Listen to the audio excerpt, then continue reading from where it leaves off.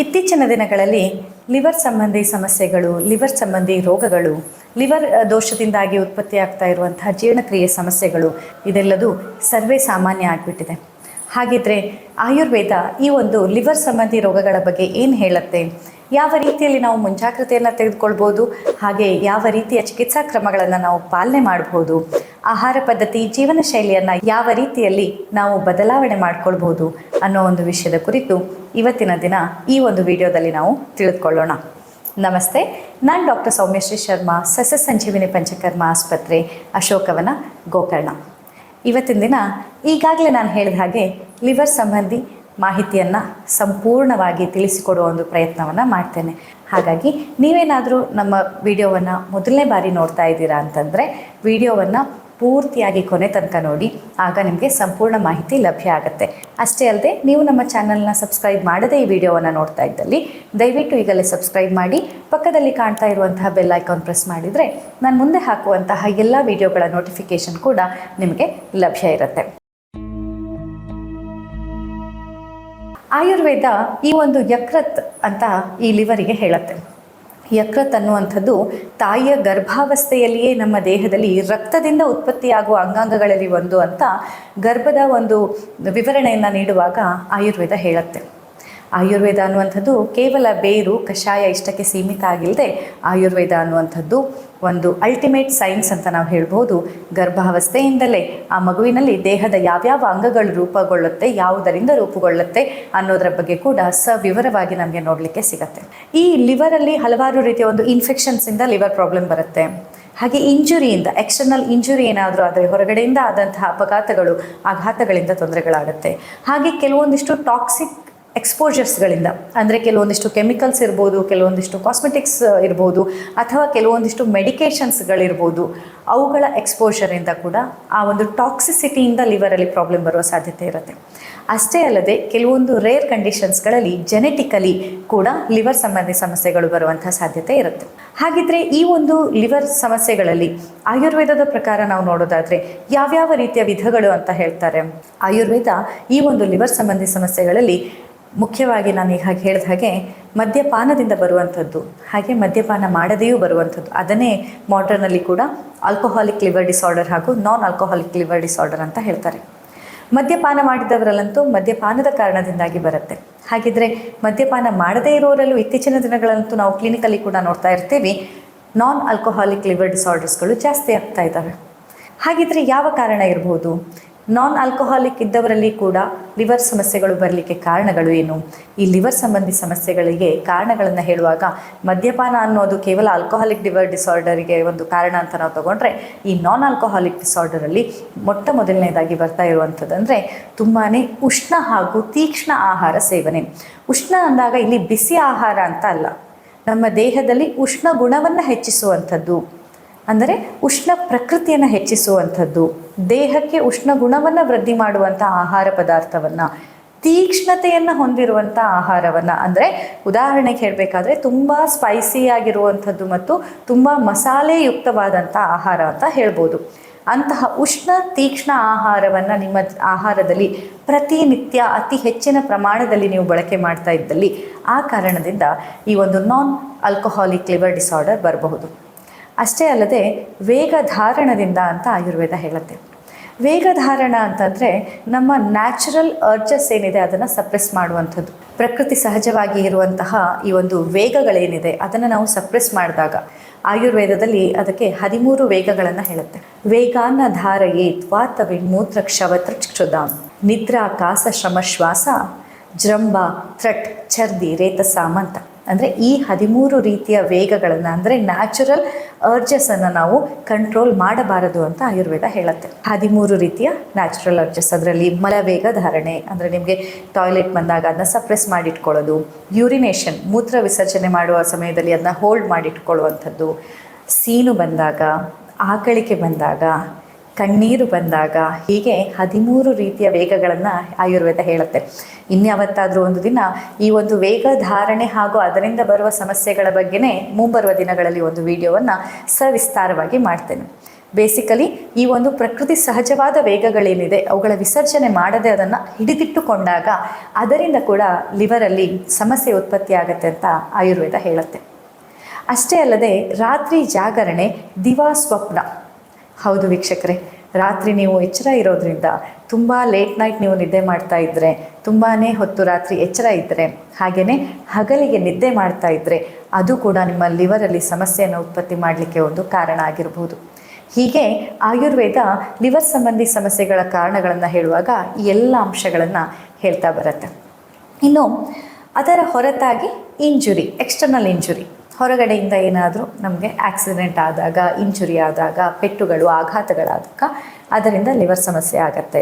ಈ ಎಲ್ಲ ಕಾರಣಗಳನ್ನು ನೀವು ಅವಾಯ್ಡ್ ಮಾಡಿದ್ರೆ ಒಂದು ಪ್ರಿವೆಂಟಿವ್ ಆಗಿ ಲಿವರ್ ಸಂಬಂಧಿ ಸಮಸ್ಯೆಗಳು ಬಾರದೇ ಇದ್ದ ಹಾಗೆ ನಿಮ್ಮನ್ನು ನೀವು ಕಾಪಾಡಿಕೊಳ್ಳಿಕ್ಕೆ ಸಹಾಯ ಆಗುತ್ತೆ. ಇನ್ನು ಲಕ್ಷಣಗಳು ಏನೇನಿರುತ್ತೆ ಹಾಗಿದ್ರೆ ನಮ್ಗೆ ಹೇಗೆ ಗೊತ್ತಾಗತ್ತೆ? ಮೊಟ್ಟ ಮೊದಲನೇದಾಗಿ ನಿಮ್ಮಲ್ಲಿ ಈ ಕೆಲವೊಂದು ಲಕ್ಷಣಗಳು, ಈಗೇನು ನಾನು ಹೇಳ್ತೀನಿ, ಆ ಕೆಲವೊಂದು ಲಕ್ಷಣಗಳು ನಿಮ್ಮಲ್ಲಿ ಕಂಡು ಬಂದಾಗ ನೀವು ವೈದ್ಯರನ್ನು ಸಂಪರ್ಕ ಮಾಡಿ ಚಿಕಿತ್ಸೆಯನ್ನು ಪಡ್ಕೊಳ್ಳೋದು ತುಂಬಾ ಸೂಕ್ತ. ಫ್ಯಾಟಿ ಲಿವರ್ ಹಾಗೂ ಎನ್ಲಾರ್ಜ್ಡ್ ಲಿವರ್ ಅಂತ ಹೇಳ್ತೀವಿ. ಅಂದರೆ ಲಿವರಲ್ಲಿ ಡಿಸ್ಫಂಕ್ಷನ್ ಆಗುವಂಥದ್ದು, ಮ್ಲಾನ ಯಕೃತ್ ಅಂದರೆ ತನ್ನ ಒಂದು ಕೆಲಸ ಕಾರ್ಯಗಳನ್ನ ನಿಭಾಯಿಸಲಿಕ್ಕೆ ಅದಕ್ಕೆ ಆಗದೇ ಇದ್ದಾಗ ಅದನ್ನು ನಾವು ದೃಷ್ಟಿಗತ ಒಂದು ವಿಕಾರ ಅಂತಲೂ ಹೇಳ್ತೀವಿ. ಕೆಲವೊಂದಿಷ್ಟು ಇಂಬ್ಯಾಲೆನ್ಸ್ ಆದಾಗ ಅದರಲ್ಲಿ ಏನೇನಾಗುತ್ತೆ, ಒಂದು ಶಕೃತ್ ಅಪ್ರವೃತ್ತಿ ಅಂದರೆ ಮೋಷನ್ ಸರಿಯಾಗಿ ಆಗದೇ ಇರುವಂಥದ್ದು, ಮಲ ವಿಸರ್ಜನೆ ಸರಿಯಾಗಿ ಆಗದೆ ಆದರೂ ಕೂಡ ಒಂದು ಕಂಪ್ಲೀಟ್ ಫೀಲ್ ಆಗಲ್ಲ, ನನಗೆ ಕಂಪ್ಲೀಟಾಗಿ ಕ್ಲಿಯರ್ ಆಗಿದೆ ಅಂತ ಅನಿಸಲ್ಲ, ಇದು ಮೊಟ್ಟ ಮೊದಲನೇ ಲಕ್ಷಣ.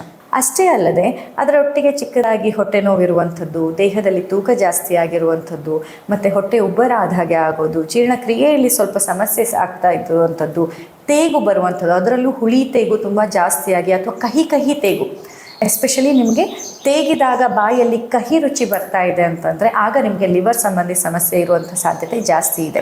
ಅಷ್ಟೇ ಅಲ್ಲದೆ ನಿಮ್ಮ ನಾಲಿಗೆಯ ಬಣ್ಣ, ಹೆಚ್ಚಿನ ಸಮಯದಲ್ಲಿ ನಿಮ್ಮ ನಾಲಿಗೆಯಲ್ಲಿ ಒಂದು ಹಳದಿ ಬಣ್ಣ ಅಥವಾ ಬಿಳಿಯ ಬಣ್ಣದ ಒಂದು ಪ್ಯಾಚ್ ಯಾವಾಗಲೂ ಇದೆ, ಯಾವಾಗಲೂ ನಾಲಿಗೆಯಲ್ಲಿ ಅದು ತುಂಬ ಬೆಳ್ಳಗೆ ಅಥವಾ ಹಳದಿಯಾಗಿ ಇದೆ ಅಂತಂದರೆ ಅದು ಕೂಡ ಲಿವರ್ ಸಮಸ್ಯೆಯನ್ನು ಒಂದು ಲಕ್ಷಣ ಅಂತ ನೀವು ಕನ್ಸಿಡರ್ ಮಾಡ್ಬೋದು. ಹೀಗೆ ಹಸಿವೆ ಸರಿಯಾಗಿ ಆಗದೇ ಇರುವಂಥದ್ದು, ಆಹಾರ ಸೇವನೆಯ ನಂತರದಲ್ಲಿ ಜೀರ್ಣಕ್ರಿಯೆ ಸರಿಯಾಗಿ ಆಗದೇ ಇರುವಂಥದ್ದು, ಜೀರ್ಣಕ್ರಿಯೆಯ ನಂತರದಲ್ಲಿ ಮಲ ವಿಸರ್ಜನೆ ಸರಿಯಾಗಿ ಆಗದೇ ಇರುವಂಥದ್ದು, ದೇಹದಲ್ಲಿ ಯಾವಾಗಲೂ ಒಂಥರ ಸುಸ್ತು, ಯಾವುದೇ ಕೆಲಸ ಕಾರ್ಯ ಮಾಡುವಲ್ಲಿ ಆಸಕ್ತಿ ಇಲ್ಲ, ಏನೋ ಒಂಥರ ದೇಹದಲ್ಲಿ ಆ ಒಂದು ಲೆಥಾರ್ಜಿಕ್ ಫೀಲಿಂಗ್ ಅಂತ ಇರುವಂಥದ್ದು, ತುಂಬ ನಿದ್ರೆ ಬರ್ತಾ ಇದೆ, ಡ್ರೌಸಿನೆಸ್ ಅಂತ ಅನಿಸ್ತಾ ಇರುವಂಥದ್ದು, ನಾಲಿಗೆಯಲ್ಲಿ ಈ ಥರ ಪ್ಯಾಚಸ್ ಇರುವಂಥದ್ದು, ಯಾವಾಗಲೂ ನಾಲಿಗೆಯಲ್ಲಿ ಬಿಳಿ ಬಣ್ಣದ್ದೇನೋ ಪ್ಯಾಚ್ ಇದೆ ಅಂತ ಆಗುವಂಥದ್ದು, ಇದೆಲ್ಲವೂ ಕೂಡ ಲಿವರ್ ಸಂಬಂಧಿ ಸಮಸ್ಯೆಯ ಲಕ್ಷಣ ಆಗಿರುತ್ತೆ. ಕೆಲವರಲ್ಲಿ ಬಲಭಾಗದಲ್ಲಿ ಹೊಟ್ಟೆಯ ನೋವು, ಬಲಭುಜದಲ್ಲಿ ನೋವು, ಹಾಗೆಯೇ ಬಲಭುಜದಲ್ಲಿ ಸ್ವಲ್ಪ ಸ್ಟಿಫ್ನೆಸ್ಸು, ಇಂತಹ ಲಕ್ಷಣಗಳು ಕೂಡ ಇನ್ನೂ ಹೆಚ್ಚಿನ ಒಂದು ಲಿವರ್ ಸಂಬಂಧಿ ಇನ್ಫೆಕ್ಷನ್ಸ್ಗಳು ಜಾಸ್ತಿ ಇದ್ದಾಗ ನೋಡಲಿಕ್ಕೆ ಸಿಗತ್ತೆ. ಇಂತಹ ಯಾವುದಾದ್ರೂ ಲಕ್ಷಣಗಳಿಂದ ನೀವು ಬಳಲ್ತಾ ಇದ್ದೀರಾ, ಅಷ್ಟೇ ಅಲ್ಲದೆ ತುಂಬ ತೇಗು ಬರುವಂಥದ್ದು, ಜಾಸ್ತಿ ತೇಗು ಬರ್ತಾ ಇರುವಂಥದ್ದು, ಇದೆಲ್ಲದೂ ಕೂಡ ನಿಮ್ಮ ಲಿವರ್ ತನ್ನ ಕಾರ್ಯವನ್ನು ಸರಿಯಾಗಿ ನಿಭಾಯಿಸುವಲ್ಲಿ ಅಸಮರ್ಪಕವಾಗಿದೆ ಅನ್ನುವಂಥ ಒಂದು ಸೂಚನೆಯನ್ನು ನಿಮ್ಮ ದೇಹ ನಿಮಗೆ ನೀಡಲಿಕ್ಕೆ ಪ್ರಯತ್ನ ಮಾಡ್ತಾ ಇದೆ ಅಂತ ಅರ್ಥ. ನೀವು ಏನಾದರೂ ಇಂತಹ ಸಮಸ್ಯೆಗಳಿಂದ ಬಳಲ್ತಾ ಇದ್ದಲ್ಲಿ ತಕ್ಷಣದಲ್ಲಿ ಆಯುರ್ವೇದ ಡಾಕ್ಟ್ರನ್ನ ಒಮ್ಮೆ ಸಂಪರ್ಕ ಮಾಡಿ. ನಮ್ಮನ್ನು ಕೂಡ ನೀವು ಆನ್ಲೈನಲ್ಲಿ ಕೂಡ ಕನ್ಸಲ್ಟ್ ಮಾಡ್ಬೋದು, ಔಷಧಿಗಳನ್ನ ನಿಮ್ಮ ಮನೆಗೆ ಕಳಿಸಿಕೊಡ್ಲಿಕ್ಕಾಗತ್ತೆ. ಆಗದೇ ಇದ್ದಲ್ಲಿ ನೀವು ಇಲ್ಲಿಗೆ ಬಂದು ಸ್ವತಃ ಕನ್ಸಲ್ಟೇಷನನ್ನು ತೆಗೆದುಕೊಳ್ಬೋದು. ನಮ್ಮ ಒಂದು ಸಸ್ಯ ಸಂಜೀವಿನಿಯಲ್ಲಿ ನಾವು ಮಾಡ್ತಾ ಇರುವಂತಹ ನಾಡಿ ಪರೀಕ್ಷೆಯನ್ನು ನೀವು ಮಾಡಿಸಿಕೊಂಡು ನಿಮ್ಮ ದೇಹದ ಪ್ರಕೃತಿಗನುಗುಣವಾಗಿ ಔಷಧಿಯನ್ನು ಕೂಡ ನೀವು ಪಡ್ಕೊಳ್ಬೋದು. ಆಯುರ್ವೇದದಲ್ಲಿ ಇದಕ್ಕೆ ಒಂದು ಪ್ರಿವೆಂಟಿವ್ ಮೆಷರ್ ಅಂತ, ಅಂದರೆ ನಮ್ಮ ಒಂದು ದೇಹದಲ್ಲಿ ಈ ಲಿವರ್ ಸಂಬಂಧಿ ಸಮಸ್ಯೆ ಬಾರದಿದ್ದ ಹಾಗೆ ತಡೆದುಕೊಳ್ಳಲಿಕ್ಕೆ ಪ್ರಿವೆಂಟಿವ್ ಮೆಷರ್ ಅಂತ ಹೇಳುವಂಥದ್ದು, ಏನೇನು ಕಾರಣಗಳನ್ನ ನಾನು ಹೇಳಿದ್ದೆ ಅಲ್ವಾ ವಿಡಿಯೋದ ಸ್ಟಾರ್ಟಿಂಗಲ್ಲಿ, ಯಾವ್ಯಾವ ಕಾರಣಗಳಿಂದ ಲಿವರ್ ಸಂಬಂಧಿ ಸಮಸ್ಯೆಗಳು ಬರುತ್ತೆ ಅಂತ ಹೇಳಿದ್ನೋ ಆ ಎಲ್ಲ ಕಾರಣಗಳನ್ನು ನೀವು ಅವಾಯ್ಡ್ ಮಾಡೋದು ನಿಧಾನ ಪರಿವರ್ತನ ಅಂತ ಆಯುರ್ವೇದ ಹೇಳುತ್ತೆ. ಆ ಒಂದು ನಿಧಾನ ಪರಿವರ್ತನವನ್ನು ಮಾಡೋದ್ರಿಂದ, ಆ ಕಾರಣಗಳನ್ನು ಅವಾಯ್ಡ್ ಮಾಡೋದ್ರಿಂದನೇ ನೀವು ತುಂಬ ಸುಲಭವಾಗಿ ನಿಮ್ಮ ದೇಹದಲ್ಲಿ ಲಿವರ್ ಸಮರ್ಪಕವಾಗಿ ಕೆಲಸ ಕಾರ್ಯವನ್ನು ನಿಭಾಯಿಸೋ ಹಾಗೆ ಮಾಡ್ಬೋದು. ಎರಡನೇದಾಗಿ ಲಿವರನ್ನು ಡಿಟಾಕ್ಸ್ ಮಾಡ್ಕೊಳ್ಳುವಂಥದ್ದು. ಅಂದರೆ ಈಗಾಗಲೇ ಬೇರೆ ಬೇರೆ ಕಾರಣಗಳಿಂದ, ಇನ್ಫ್ಲಮೇಷನಿಂದನೋ, ಇನ್ಫೆಕ್ಷನ್ನಿಂದನೋ, ಅಥವಾ ಟಾಕ್ಸಿನ್ಸ್ಗಳಿಂದನೋ, ಅಥವಾ ಯಾವುದಾದ್ರೂ ದಿನಚರಿಯಲ್ಲಿ ಮಾಡಿದಂಥ ಮಿಸ್ಟೇಕ್ಗಳಿಂದನೋ, ಇಲ್ಲ ಜೆನೆಟಿಕಲ್ ಪ್ರಾಬ್ಲಮ್ಗಳಿಂದ ಲಿವರಲ್ಲಿ ಸಮಸ್ಯೆ ಇದ್ದರೆ ಆ ಒಂದು ಲಿವರ್ ಡಿಟಾಕ್ಸನ್ನು ಮಾಡಲಿಕ್ಕೆ, ಯಕೃತ್ ರೋಗವನ್ನು ನಾಶ ಮಾಡಲಿಕ್ಕೆ ಅಂತಲೇ ಹಲವಾರು ಔಷಧಿ ದ್ರವ್ಯಗಳ ಹೆಸರನ್ನು ಹೇಳ್ತಾರೆ. ಅದರಲ್ಲಿ ಮುಖ್ಯವಾಗಿ ಭೂಮಿ ಆಮಲಕ್ಕಿ, ಫೈಲಾಂತಸ್ ನಿರೂರಿ ಅಂತ ಅದರ ಬೊಟಾನಿಕಲ್ ನೇಮ್. ಆ ಒಂದು ಭೂಮಿ ಆಮಲಕ್ಕಿ ಸಸ್ಯ, ಪುನರ್ನವ ಸಸ್ಯ, ಹೀಗೆ ಹಲವಾರು ರೀತಿಯ ಆಯುರ್ವೇದ ಔಷಧಿಗಳು, ಅದರಲ್ಲೂ ವಿಶೇಷವಾಗಿ ಮನೆಯಲ್ಲಿ ಅಡುಗೆಗೆ ಬಳಸುವಂತಹ ಒಣಶುಂಠಿ ಇದ್ದಿರ್ಬೋದು, ಅರಿಶಿಣ ಇದ್ದಿರ್ಬೋದು, ಹಾಗೆ ಕಾಳು ಮೆಣಸು, ಇದು ಕೂಡ ನಮ್ಮ ಯಕೃತ್ ವಿಕಾರಗಳಲ್ಲಿ ಸಹಾಯ ಆಗುತ್ತೆ. ಆದರೆ ಹಾಗಂತ ದಯವಿಟ್ಟು ನಿಮ್ಮಷ್ಟಕ್ಕೆ ನೀವೇ ಸ್ವಯಂ ವೈದ್ಯವನ್ನು ಮಾಡಲಿಕ್ಕೆ ಹೋಗಬೇಡಿ. ಈ ಎಲ್ಲ ಔಷಧಿಗಳನ್ನು ನಿಮ್ಮ ಮೇಲೆ ನೀವೇ ಪ್ರಯೋಗ ಮಾಡಿಕೊಳ್ಳಿಕ್ಕೆ ಹೋಗಬೇಡಿ. ಯಾಕಂದರೆ ಯಾವ ಔಷಧಿಯನ್ನು ಯಾವ ಪ್ರಮಾಣದಲ್ಲಿ ಯಾವ ರೀತಿಯಲ್ಲಿ ನಿಮಗೆ ನೀಡಬೇಕು ಅನ್ನೋದು ವೈದ್ಯರೇ ನಿರ್ಧಾರ ಮಾಡಬೇಕು. ಆಗ ಮಾತ್ರ ನಿಮಗೆ ಅದರಿಂದ ಯಾವುದೇ ಕಾಂಪ್ಲಿಕೇಶನ್ಸ್ ಆಗದೆ ನಿಮ್ಮ ರೋಗವನ್ನು ನೀವು ಗುಣಪಡಿಸ್ಕೊಳ್ಳಿಕ್ಕೆ ಸಾಧ್ಯ ಆಗುತ್ತೆ. ನಮ್ಮಲ್ಲಿ ಕೂಡ ಈ ಒಂದು ಲಿವರ್ ಡಿಟಾಕ್ಸಿಫಿಕೇಷನ್ನಿಗಾಗಿ ಹಲವಾರು ರೀತಿಯ ಔಷಧಿ ಸಸ್ಯಗಳನ್ನ ನಾವಿಲ್ಲಿ ಬೆಳೀತಾ ಇದ್ದೀವಿ. ಆ ಔಷಧಿಗಳಿಂದ ತಾಜಾ ಔಷಧಿಯನ್ನು ತಯಾರು ಮಾಡ್ತೀವಿ. ಕೆಲವೊಂದಿಷ್ಟು ಕ್ವಾಥ ಚೂರ್ಣಗಳನ್ನು ತಯಾರು ಮಾಡಿರ್ತೀವಿ. ಆ ಕ್ವಾಥ ಚೂರ್ಣಗಳಿಂದ ನೀವು ಜಸ್ಟ್ ಅದನ್ನು ಬಿಸಿ ನೀರಿಗೆ ಹಾಕಿ ಕುದಿಸ್ಕೊಂಡು ಒಂದು ಹರ್ಬಲ್ ಟೀ ಥರ ಆ ಒಂದು ಕ್ವಾಥ ಚೂರ್ಣವನ್ನು ಮಾಡಿ ಪ್ರತಿನಿತ್ಯ ಸೇವನೆ ಮಾಡೋದ್ರಿಂದ ನಿಮ್ಮ ಲಿವರ್ ಸಂಬಂಧಿ ಸಮಸ್ಯೆಯಿಂದ ನೀವು ಸಂಪೂರ್ಣ ಪರಿಹಾರವನ್ನು ಪಡೀಲಿಕ್ಕೆ ಸಾಧ್ಯ ಆಗುತ್ತೆ. ಆದರೆ ಯಾವುದಕ್ಕೂ ಒಮ್ಮೆ ನೀವು ನಮ್ಮನ್ನು ಪ್ರತ್ಯಕ್ಷವಾಗಿ ಇಲ್ಲಿಗೆ ಬಂದು ಅಥವಾ ಪರೋಕ್ಷವಾಗಿ ಆನ್ಲೈನಲ್ಲಿ ಕನ್ಸಲ್ಟನ್ನು ಮಾಡಿಕೊಂಡು ನಿಮ್ಮ ದೇಹದ ಪ್ರಕೃತಿಗೆ ಅನುಗುಣವಾಗಿ ಔಷಧಿಯನ್ನು ಪಡೆಯೋದು ತುಂಬ ಮುಖ್ಯ. ಯಾಕಂದರೆ ಲಿವರ್ ಅನ್ನೋದು ತುಂಬ ಸೂಕ್ಷ್ಮವಾದಂಥ ಒಂದು ಅಂಗಾಂಗ. ಹಾಗಾಗಿ ಈ ಲಿವರ್ ಸಂಬಂಧಿ ಸಮಸ್ಯೆಗಾಗಿ ನೀವು ಕನ್ಸಲ್ಟ್ ಮಾಡಿಯೇ ಔಷಧಿಯನ್ನು ತೆಗೆದುಕೊಳ್ಳೋದು ಅತ್ಯಂತ ಸೂಕ್ತ ಅನ್ನೋದು ನನ್ನ ಅಭಿಪ್ರಾಯ.